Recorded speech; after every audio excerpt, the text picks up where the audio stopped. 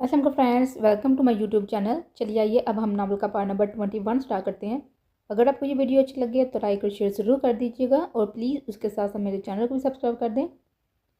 ये एक बहुत बड़ा फार्म हाउस था जो सालों में कभी किसी बड़ी पार्टी के लिए बुक किया जाता था। इसे बुक करवाने वाला ये जाहिर कर देता था कि वो दुनिया का किस कदर अमीर दौलतमंद आदमी है। और आज डॉन ने भी पूरे शहर के सामने ये जाहिर कर ही दिया था। हर तरफ सिक्योरिटी ही सिक्योरिटी थी, होती भी क्यों ना।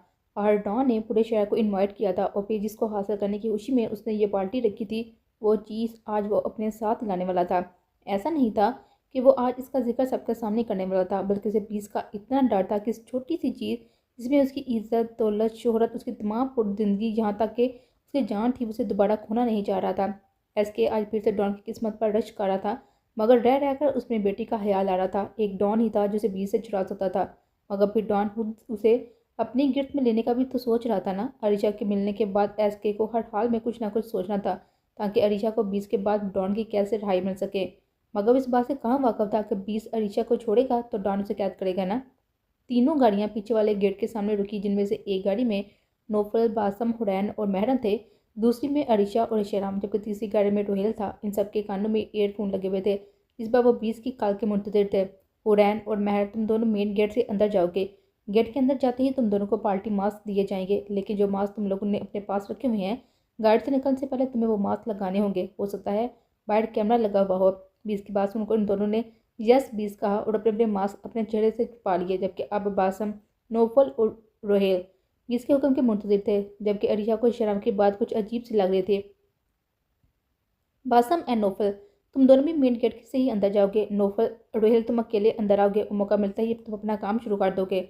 बासम, नौफल, तुम दोनों आटे के जाने के बाद बिना कोई मशकूक हरकत किए हुए इसके साथ जाओगे, अपना काम मुकम्मल करके मुझे इन्फॉर्म करोगे। याद रहे, कोई भी अपना पर्सनल सेल फोन साथ नहीं रखेगा, और किसी को हम पर शक हुआ तो ज़रूरत पड़ने पर जिस ज़रूरी हुआ हम वो अहम इकदाम करेंगे। जिसके बाद पर सबने जवाब दिया और प्लान पर अमल करते हुए सब अपने काम पर लग गए थे, जबकि अरीशा अजीब नजर से शराम को देख रही थी। क्या हुआ, ऐसे क्यों देख रही हो? शेराम ने उसे यूं अपनी तरफ मतवज्जो पाया तो सवाल किए बिना ना रह सका। हाँ, पार्टी में जा रही या फिर किसी बैंक को लूटने? ऋचा की बात पर शेराम ने नजरों का जाविया बदला तो ऋचा मजीद उसके सामने आ गई। सच सच बताओ, तुम कोई चोर वोर तो नहीं हो? वाट, ये क्या फजूल बकवास है? तुम्हें मैं ऐसा लगता हूँ? शेराम के अचानक वाले साथ लहजे पर वो थोड़ा डरी, मगर जल्दी उसको संभालने लगे। मैंने ऐसा कब कहा? तुमने जो कहा है उसका मतलब तो यही हुआ ना, चोरी तो चोरी ही होती करता है। चोरी तो चोर ही करता है ना। उफ सॉरी, तुम्हारी बातें कुछ अजीब सी लगी तभी मुझे शक हुआ।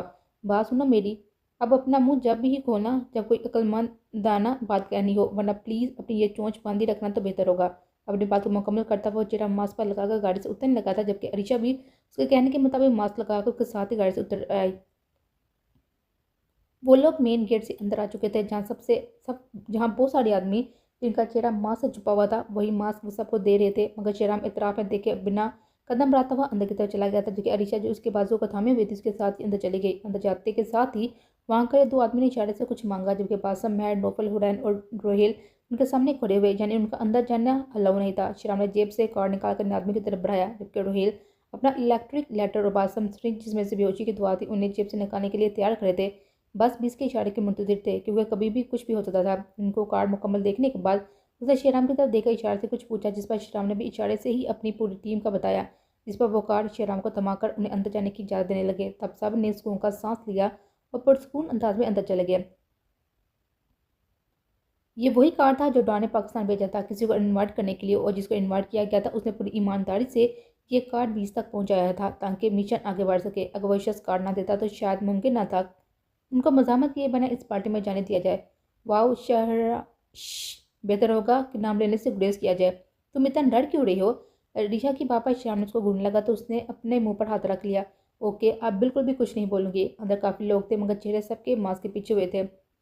वहाँ तकरीबन कोई 500 से ज़्यादा तो टेबल्स थे, जिनके आसपास खड़े लोग आपस में गुफ्तगू में मसरूफ़ थे, जबकि नौफल और हुरैन, बासम और महर एक साथ एक टेबल पर थे, और रोहेल जो अलग ही खड़ा हुआ था, जबकि अरीशा और शेहराम एक साथ थे। तुम मिलवाओगे नहीं? किससे? जिन्होंने पार्टी रखी हुई है, जिनके हम गेस्ट हैं, उनसे मिलना ज़रूरी नहीं है?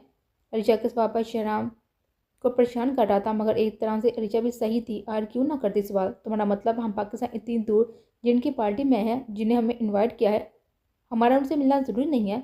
क्या मतलब हुआ इस बात का? एक बात सच सच बताओ, क्या उन्होंने हमें वाकई में इनवाइट किया था, या तुम अपनी मर्जी से बिना इनविटेशन के इनफ इज़ इनफ श्रीराम की आवाज़ पर अर्शिया की ज़ुबान को ब्रेक लगा। अब अगर तुमने मजीद कोई सवाल पूछा या फिर कोई बकवास की तो मैं अपना वो मुआहदा जो मैंने पाकिस्तान में तुमसे किया था उसे तोड़ने में एक सेकंड भी नहीं लगाऊंगा। आगे तुम समझदार हो। श्रीराम की दी धमकी पर अर्शिया इस बात में सारी हिलाते हुए नजरें चुरा गई थी, क्योंकि उसे पता था कि श्रीराम जो कहता है करके दिखाता है।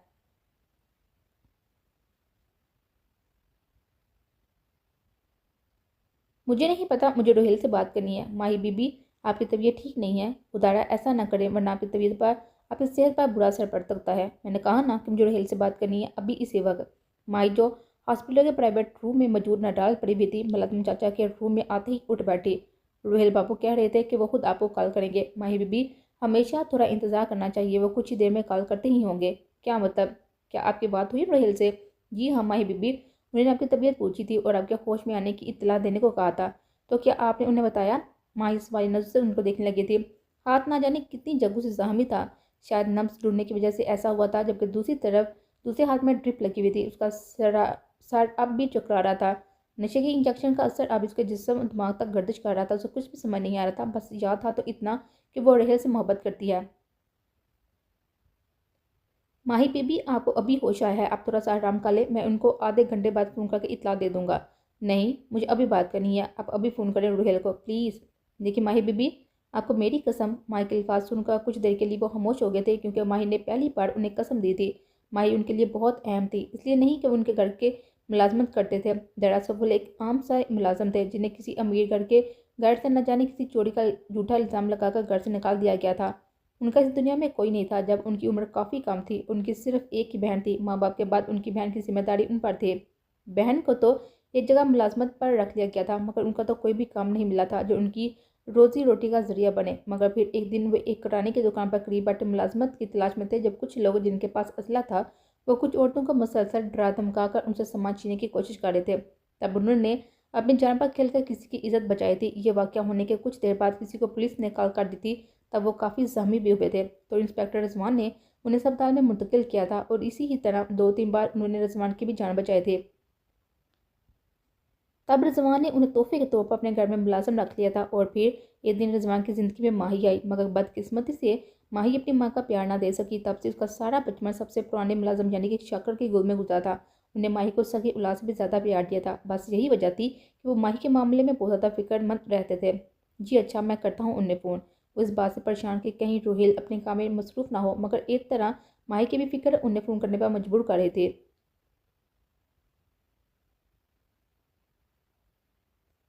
हर तरफ हजारों लोग थे, जिनमें से किसी के भी चेहरे पर नजर नहीं आ रहा था।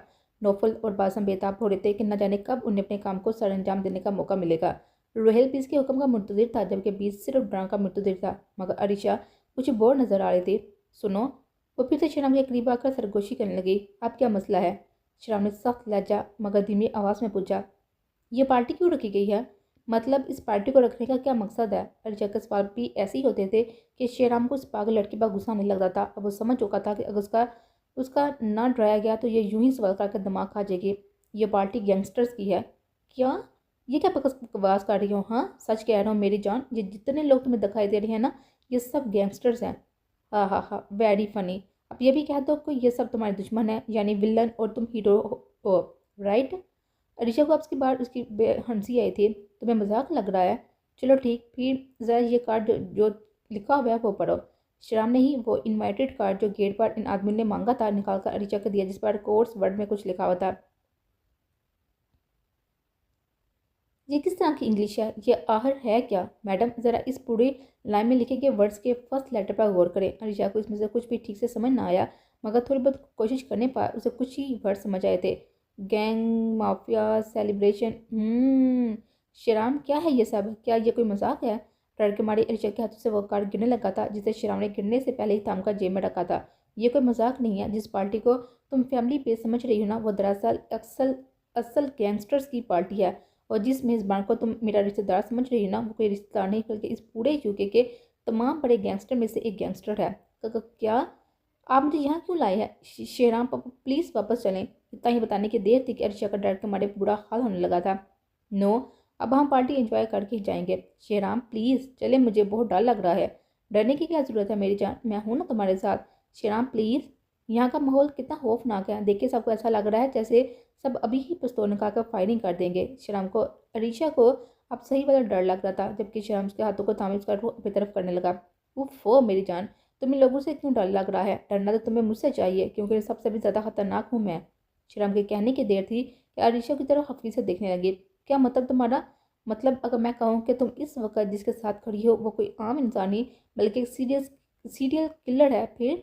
शराम ने उसको मज़ीद खुद के करीब करके कान में सरगोशी की, जिस पर अरीशा बेयकीनी की कैफियत में उसको देखने लगी। आह वो किस तरह हमेशा उसे डराया करता था, आज तो अरीशा को लग रहा था वो खड़ूस इंसान उसकी जान लेकर ही छोड़ेगा। अरीशा ने जल्दी से अपने हाथों को उसकी मुट्ठी की गिरफ्त से आज़ाद किया। नहीं, कह दो कि यह झूठ है, प्लीज़। अरीशा को उस तरह से डरता देखकर शराम ने अपना इरादा बदल लिया, क्योंकि अगर मजीद वो उसे डराने की कोशिश करता तो यकीनन या तो अरीशा ने यहाँ से भाग जाना था या फिर यहीं पर कोई तमाशा काट देना था, और उसके मनफी असरात इनके मिशन पर पड़ जाते थे।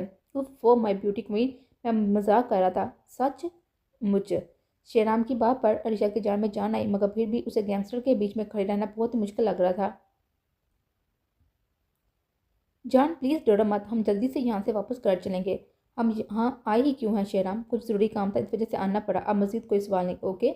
शेराम की बात पर अरीशा खामोशी से सवाल में साथ हिलाते हुए अतराफ में देखने लगी, जहाँ पर महर और हुरैन पुरस्कून अंदाज में खड़ी हुई थी। क्या इन लोगों को नहीं पता कि ये पार्टी एक गैंगस्टर की है? और अगर इनको ये पता है तो ये इतनी पुरस्कून क्यों खड़ी हुई हैं? वो खुद दिल ही दिल में सवाल करने लगी थी, क्योंकि इस पूरे मजमे में बस एक वही थी जो घबराई हुई लग रही थी।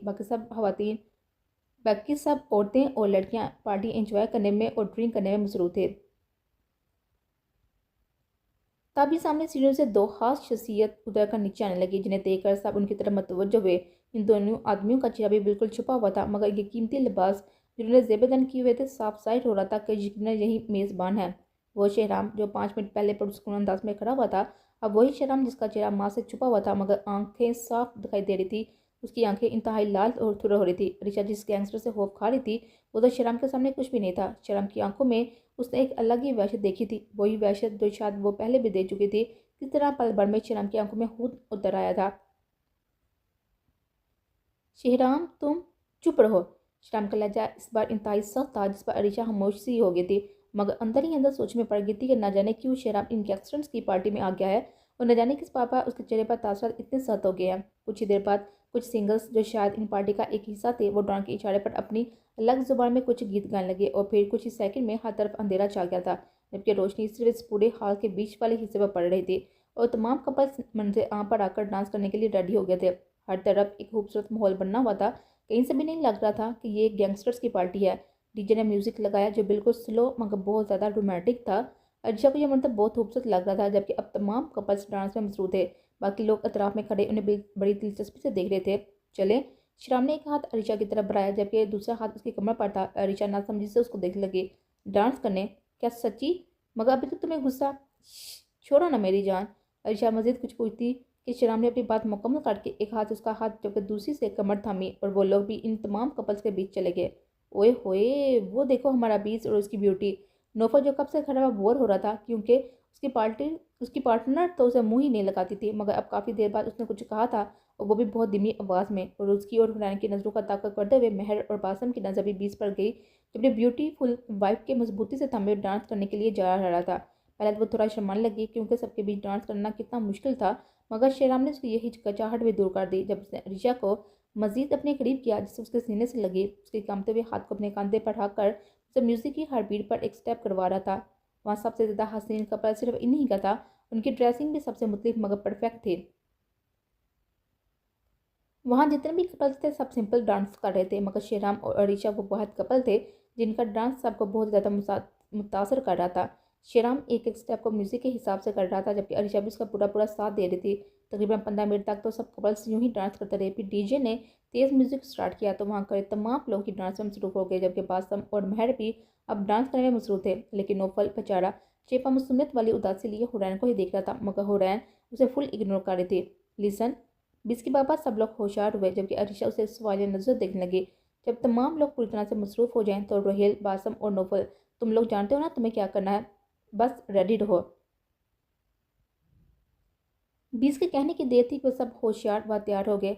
बस बीस के इशारे के मुंतजिर थे। डांस के चक्कर में लोग सब कुछ भूल बैठे, अपने आप में भी मसरूफ थे। हर तरह से अंधेरा छाया हुआ था, किसी को भी किसी का वजूद दिखाई नहीं दे रहा था। हर तरफ कला बला माहौल बना हुआ था, जबकि काफ़ी लोग शराबनोशी में मसरूफ़ थे। रोहेल पीछे वाले दरवाजे से Naufal and Bassam fast Hurain and Mahar ready रहो, कभी भी कुछ भी हो सकता है। इसके हुक्म पर रोहेल तमाम लोगों के बीच से बड़ी होशियारी से फरार हुआ था, मगर सामने सिक्योरिटी गार्ड्स भी खड़ा था जो रोहेल की तरफ ही मुतवज्जो था। रोहेल ने उसे इशारे से जहाँ पार्किंग थी वहाँ बुलाया और फिर क्या करना था उसने वक्त ज़ाया किए बगैर अपना इलेक्ट्रिक लाइटर निकाल कर उस गार्ड के गले की हड्डी पर टच कर दिया। जबकि बासम और नौफल जो वॉशरूम की तरफ जा रहे थे उन्हें भी गार्ड्स ने रोका। ओ भाई, अब क्या बंदा बाथरूम में भी नहीं जा सकता? बासम ने बेहोशी की एक्टिंग कर रहा था जबकि नौफल उसे सहारा दिए खड़ा था। वो दोनों गार्ड समझे थे कि शायद बासम ने ज़्यादा पी ली थी, तभी उसका बुरा हाल था। उसकी हाल को देखकर उन्होंने उनको अंदर जाने की इजाज़त दी। थैंक्स, मगर हम अकेले नहीं जाएंगे, तुम दोनों को साथ लेकर जाएंगे। नौफल के बाप पर वो दोनों अंग्रेज गार्ड एक दूसरे को देखने लगे। देखते ही देखते बासम ने अपने कोट से दूसरा सिरिंज जिसमें से बेहोशी की दवा थी इन दोनों की गर्दन में लगा दी, जिससे वो मजामत किए बिना बेहोश हो गए थे। फिर बासम और नौफल ने जल्दी से उन दोनों का कोट और कॉर्ड्स निकाल कर खुद पहन लिया। उन दोनों को अलग अलग वॉशरूम में बंद करके खुद बाहर चले गए। अब वो तीनों ही एक साथ थे, मगर किसी को इन पर शक नहीं आ रहा था क्योंकि इनका गेटअप बिल्कुल गार्ड्स की तरह का था, जिसकी वजह से वो बहुत आसानी से फार्म हाउस के पिछले वाले दरवाजे से चले गए।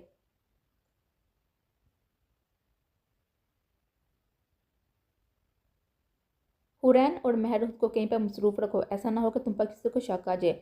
जिसके बापर वो दोनों अंदर की तरफ रवाना हुई, जहाँ काफ़ी लड़कियाँ जो वेटर्स का काम कर रही थी उनमें से उनके पास आई और उनसे यहाँ आने की वजह पूछने लगी। हुरैन और महर ने उन्हें बहाने से दूसरी तरफ बुलाया। उन दोनों के साथ भी यही वो सब हुआ जो बासम और नौफल ने किया था। वहाँ काफ़ी वेटर्स, लड़के और लड़कियाँ थी, जिसकी वजह से कोई किसी को भी देख नहीं रहा था।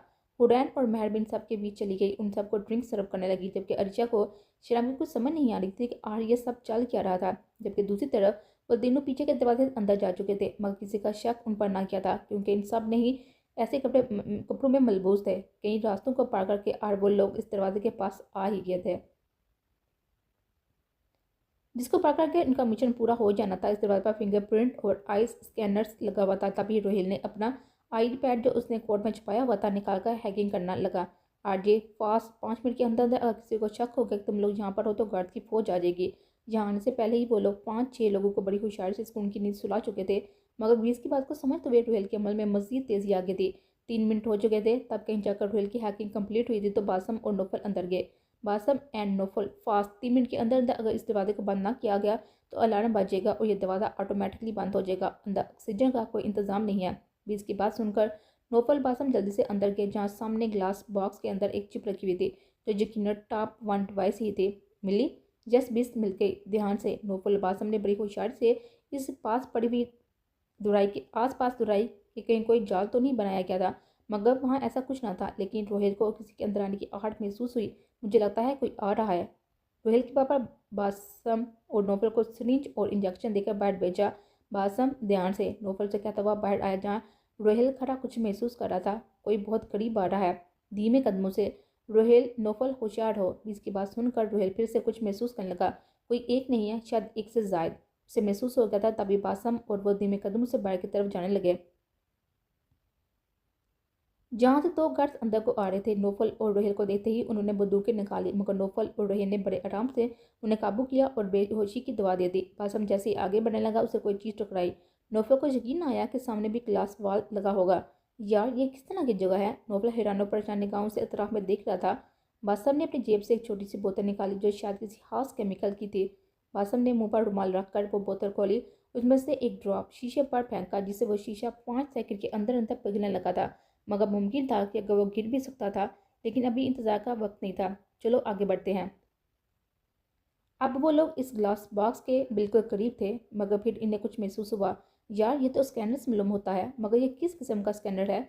बासम के सवाल पर नोवल भी गौर करने लगा। लिसन, ये कोई आम स्कैनर नहीं है। तुम लोगों के पास आगे का कोई भी ऐसी चीज़ या कोई ऐसा कार्ड जिससे तुम्हारी आइडेंटिटी मालूम हो सकती है, तुम्हारी ग्लास बॉक्स के करीब आते ही ये इस स्कैन कर देगी। तो तुम्हारा सारा डाटा, नाम, शक्ल से लेकर रहायश की जगह तक इसमें सेव हो जाएगी। इसलिए अगर ऐसा कुछ है तो जहाँ खड़े हों वहीं पर छोड़ दो। इसकी बात सुनकर वो दोनों बहुत हैरान हुए। फिर दोनों ने अपने वॉलेट वहाँ ज़मीन पर रख दिए और खुद आगे बढ़ गए। वहाँ भी एक पासवर्ड लगा हुआ था। आरजे, यहाँ भी पासवर्ड है। पासवर्ड की बात पर रोहिल फिर से अपने आईपैड पर कुछ देखने लगा। ओके, तुम दोनों थोड़ा दूर हो जाओ। रोहिल की बात सुनकर वो लोग इस ग्लास से दूर हुए, मगर बिना कुछ गलत हुए वो रोहिल की हैगिंग पर खुलता चला गया और आसपास रेड लाइट चलने लगे। ध्यान से आस पास इलेक्ट्रिक वायर हैं, करंट भी लग सकता है। इन वायर्स को देखते हुए नौफल ने जेब से प्लास निकाला और सारे वायर्स काट दिए और बहुत आराम से डिवाइस हाथ लगा ली। Congratulation guys, finally we won. Bassam के बाप पर तमाम लोग पुरस्कुन हो गए थे। महर और हुरैन भी मुस्कुराने लगे थे। नौफल, बासम, तुम लोग गाड़ी की तरफ जाओ, मगर बहुत होशियार रहना। आरजे, तुम इस गेट को जल्द से जल्द बंद करो, तुम्हारे पास सिर्फ 1 मिनट 15 सेकंड है। उसके बाद अलार्म बजेगा और ये गेट बंद हो जाएगा। बासम और नौफल तो बाहर जा चुके थे, जबकि रोहेल अब हैकिंग के जरिए दरवाज़ा बंद करने की कोशिश कर रहा था, मगर तब भी उसका मोबाइल बजने लगा, क्योंकि वो लोग अब भी कॉल पर थे। बीस इसकी ट्यून सुन चुका था। व्हाट द हेल आरजे, बीस ने गुस्से से कहा, जबकि रोहेल का दिमाग सुन हो चुका था, क्योंकि वो कॉल पिक कर चुका था। और दूसरी तरफ माही की रोने की आवाज़ें आ रही थी। महर एंड होरैन, बाहर अब फौरन। बासम, गाड़ी तैयार रखो, बीस के घुराते हुए कहा, और खुद भी अर्शा का हाथ पकड़कर बाहर की तरफ आने लगा। कैसे? आहर, आरजे ऐसा कैसे कर सकता है? कैसे? इसके कुछ भी समझ नहीं आ रहा था कि आहर वो इतनी बड़ी हमाकत कैसे कर सकता है। 20, हम चारों गाड़ी में बैठ चुके हैं, जाओ तुम लोग जाओ, फास्ट। 20 की बात पर दोनों गाड़ियां रवाना हो चुकी थी। आरजे, क्या तुम सुन रहे हो? तुम्हारे पास सिर्फ 20 सेकंड है, जल्दी करो, फास्ट। 20 की आंखें गुस्से से लाल हो चुकी थी, जबकि अरीशा, उसका बदला हुआ रवैया बिल्कुल हजम नहीं हो रहा था। गिर जाओ। क्या? अरीशा नसमनी से उसको देखने लगी। मैंने कहा गिर जाओ अभी। वहाँ पर गेट पर बहुत सारे गार्ड्स खड़े हुए हैं। अब बाहर जाने का भी कोई बहाना तो चाहिए ना हुरैन और मैं तो वेडर्स के बेस में बाहर निकल चुकी हैं, मगर इनका जाना मुश्किल था। अरीशा उसको घूरने लगी, तभी शेराम ने उसकी टांग पर टांग उड़ाकर उसे गार्ड्स के सामने गिरा दिया था, जिससे उसके घुटने पर चोट लगी थी और थोड़ा खून भी निकलने लगा था। वो गार्ड्स उनकी तरफ मुतवज्जो हुए। शेराम ने अरीशा को गोद में उठाया और बाहर की तरफ जाने लगा, मगर इन गार्ड्स ने कोई सवाल ना किया था और ना ही उन्हें रोका। माही प्लीज़, मैं मसरूफ़ हूँ, प्लीज़ मैं बाद में कॉल करता हूँ। नहीं, जब से अभी बात करनी है माही प्लीज़। वो माही को समझाने में लगा हुआ था, इस बात से अनजान कि अब उसके पास वक्त बिल्कुल भी नहीं था। आरजे, छोड़ मोबाइल को, जल्दी करो जल्दी। बीस मसलसल बोले जा रहा था, मगर रोहेल का तो दिमाग ही काम नहीं कर रहा था। वो अरीशा को गोद में उठाए गाड़ी की तरफ ले आया और ड्राइवर को चलने का कहा। कुछ मिल के फासले पर उसने फिर से गाड़ी रुकवाई। शेराम, ये सब, ओ शट अप, मुँह बंद रखो अपना, वरना जान से मार दूंगा, समझी? शेराम न जाने क्यों अरीशा पर गुस्सा निकाल रहा था। उसकी तेज आवाज़ पर अरीशा की आंखों से आंसू जारी हो चुके थे, मगर वो खुद गाड़ी से बाहर निकल कर खड़ा हो गया था। आरजे, होश में आओ, 5 सेकंड रह चुके हैं। रोहेल दरवाज़ा बंद करने में कामयाब ना हो सका। अलार्म की आवाज़ पर सब गार्ड्स होशियार हो चुके थे, यहाँ तक कि इस बात की खबर डॉन को मिल चुकी थी। Hands up. गार्ड की पूरी फौज वहाँ आ चुकी थी और अब उन्होंने रोहेल को चारों तरफ से घेरे में ले लिया था। रोहेल का मोबाइल ईयरफोन निकाल कर ज़मीन पर मारा, जिससे दोनों तरफ से कॉल ड्रॉप हो चुकी थी। आरजे, बीस की एक जोरदार चीख हवा में गूंजी। बीस की एक गलती से क्या कुछ तबाह हो गया था, ये तो वक्त ही बताएगा।